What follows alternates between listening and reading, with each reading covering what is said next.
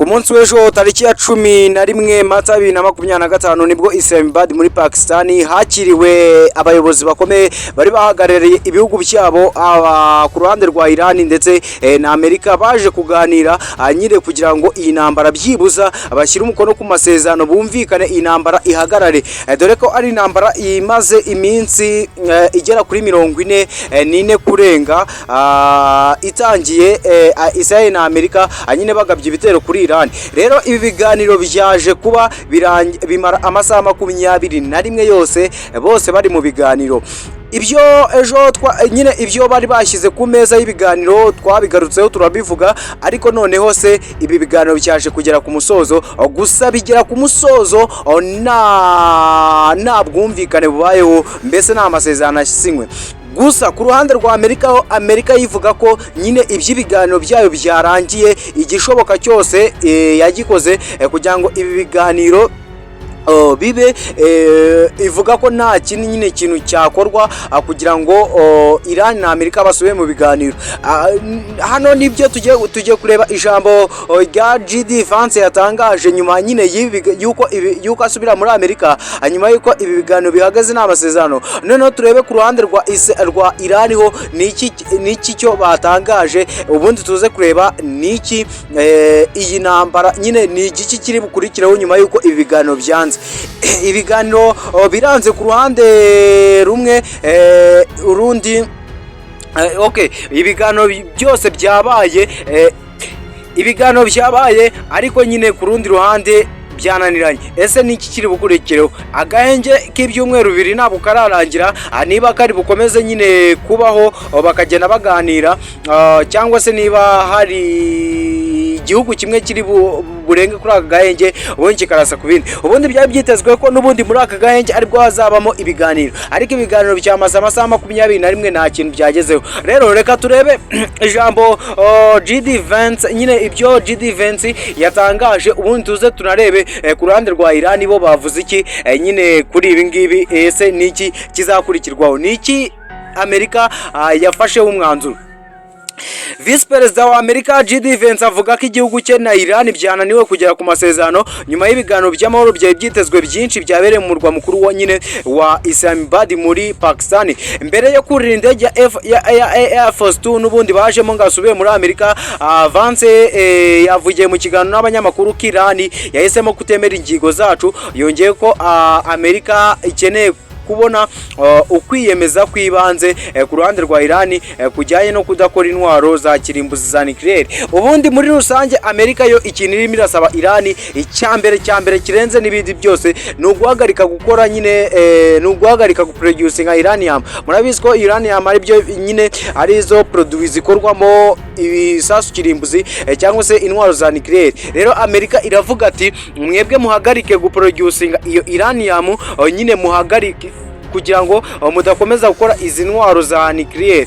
Murabizi ntabwo muri iyi se ariko twese twemerewe gukora nyine intwaro za, ibihugu byose byemerewe gukora intwaro za nuclear, ariko uruhande rwa Iran rukora izi nuclear ruvuga ko nyine zo zigamije kurinda umutekano w'igihugu cyabyo.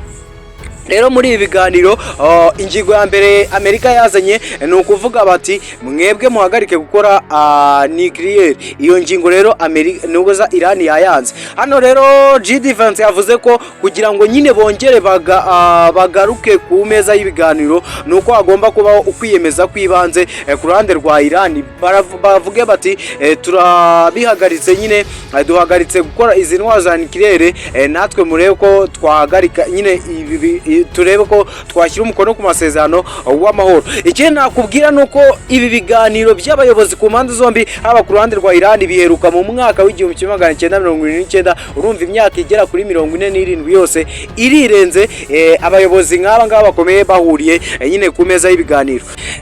Rero bajya gutangira ibiganiro, Minisiteri y'Ububanyi n'Amahanga ya Iran yavuze ko ibiganiro byari byimbitse ndetse ko yasabye na Amerika, isaba Amerika kwirinda gusaba nyine ibintu birenze urugero kandi binyuranyije n'amategeko. Rero mu kiganiro n'abanyamakuru Vance yagize ati twajyanye ibiganiro byinshi bifatika n'abanya-Irani, iyo niyo nkuru nziza, ariko inkuru mbi ni uko tutageze ku masezerano, kandi ntekereza ko iyi ari inkuru mbi kuri Irani cyane kurusha uko yaba ari inkuru mbi kuri leta zunze ubumwe za Amerika. Iri jambo ry'uyu muyobozi ndagira ngo uryumve neza. Yavuze ati twebwe inkuru yari nziza cyane kurenza izindi zose. Ku ruhande rwacu ni ukwicarana na Irani tukajyana nyine ibiganiro, tukaganira tugasesengura buri kimwe cyose, nyine tukareba ko twagera byibuza ku ngingo y'amahoro. Atariko inkuru mbi ni uko Irani inkuru mbi irenze izindi ni uko nyine ibi biganiro ntacyo byamaze, ayo masezerano twifuzaga atagezweho. Atariko iyo si inkuru mbi kuri twe, ahubwo ni inkuru mbi kuri Irani. Ibi ni ibikumvisha ko iyi ntambara n'ubundi Amerika yo izakomeza kugaba ibitero kuri Irani, nubwo perezida wa Amerika Donald Trump ntacyo aratangaza nyine kuri ibi ngibi. Rero yakomeje avuga ati icyabaye gusa nuko tutashoboye kugera aho abanya-Irani bari kugira ubushake bwo kwemera ingingo zacu. Ahangaha ni kuri za nuza nyine za ngingo zo gukora intwaro kirimbuzi nuclear bombs. Rero mu kuvuga ku muvuno wa Amerika muri ibyo biganiro, nyine ku musozo nyine asoza yanzura, Vance yabwiye abanyamakuru ko ati twari abantu boroshya cyane, twari abantu bemeraga cyane iby'urundi ruhande. Rero ahangaha yavuze ko yaganiriye cyane na perezida wa Amerika Donald Trump inshuro nyinshi. Ati sinzi niba twavuganye inshuro nawe navuganye nawe, gusa ikirenze nuko ari inshuro imwe zirenga 10 mu masaha 21 ashize. Aho ngaho ni ku ruhande rwa leta zunze ubumwe za Amerika. Gusa ku rundi ruhande rwa Irani bo, Irani yo nta kindi kintu nyine irimo nta kindi kintu Irani irimo iravuga iti ntabwo ubundi ari inshuro ya mbere. Ati ntabwo twari twiteze ko twagirana ibiganiro ku nshuro ya mbere na Amerika ngo bihite bijya mu buryo. Ikigaragara nuko Irani yo ifite icyizere n'ubundi cyuko iyi ntambara ishobora guhagarara binyuze mu nzira za diplomasi, bazakomeza kuganira. Umva uko uyu muyobozi yavuze. Umuvugizi wa Minisiteri y'Ububanyi n'Amahanga ya Irani avuga ko ibiganiro by'amahoro icyo gihugu cyagiranye na Amerika mu murwa mukuru Islamabad muri Pakistan byananiwe kugera ku masezerano byabereye mu mwuka wo kutizerana. Mbere yavuze ko Amerika ikwiye kwirinda gusaba ibintu birenze urugero. Vice Perezida wa Amerika JD Vance tumaze kuvuga yavuze ko kutajya ku masezerano ari inkuru mbi kuri Irani kurusha uko ari inkuru mbi kuri leta zunze ubumwe za Amerika.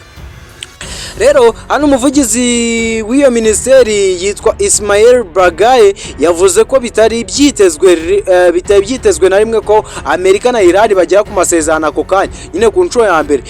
Yongeye ko ibiganiro byabereye mu mwuka wuzuyemo kutizerana, ari urwikekwe yewe no gushidikanya.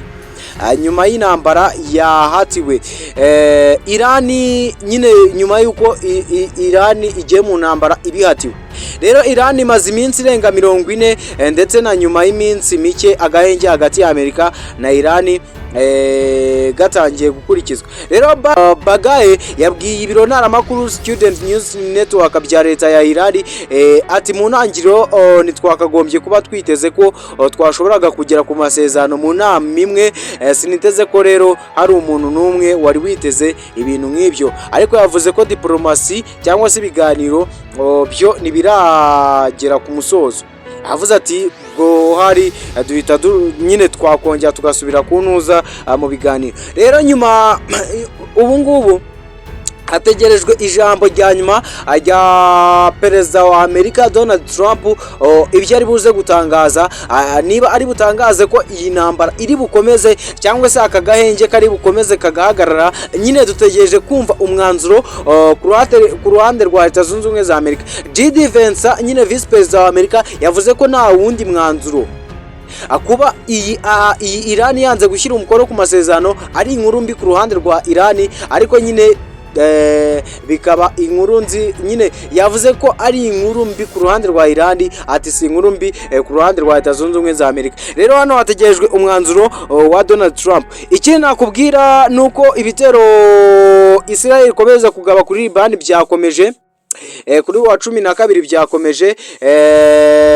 Ikindi navuga nuko ibiciro bya peteroli ejo ibiganiro bigitangira muri Islamabad muri Pakistan ibiciro byahise bimanukaho gakeya, ariko ubu ngubu noneho bakimara kumva ko amasezerano yananiwe kumvikanwa, nyine ibiganiro bitashoboye kugera mu buryo, ibiciro byahise byongera biratombagira. Urumva rero icyo ni ikibazo gikomeye cyane gikomeje gutera impungenge isi yose. Ubuzima kandi bw'abatuye isi nabwo bushobora kwisanga mu kaga mu gihe iyi ntambara ihuza Iran, Israel na Amerika itaba ihagaze. Ubwo rero reka tuze dutegereze ijambo rya perezida wa Amerika Donald Trump cyari buze gutangaza, ubundi akimara gutangaza natwe turaza duhite tujya hano kuri Man TV tubagezeho byinshi yatangaje. Ariko kandi niba ari ubwa mbere ugeze hano kandi ukaba ukunda inkuru n'ibiganiro tugutegurira, tubategura documentaire ku byabaye nyine mu mateka y'isi, byinshi inkuru zigezweho, wowe kandi subscribe kugira ngo inkuru n'ibiganiro nyine tubagezaho bijye bikunogera kandi bikugereho mu babere. Kora subscribe ukandi like, nubishobora nyine uze no muri comment tuganire, tugiye tuganira gake gake. Gendisala Hassan, Man TV, ndabashimiye.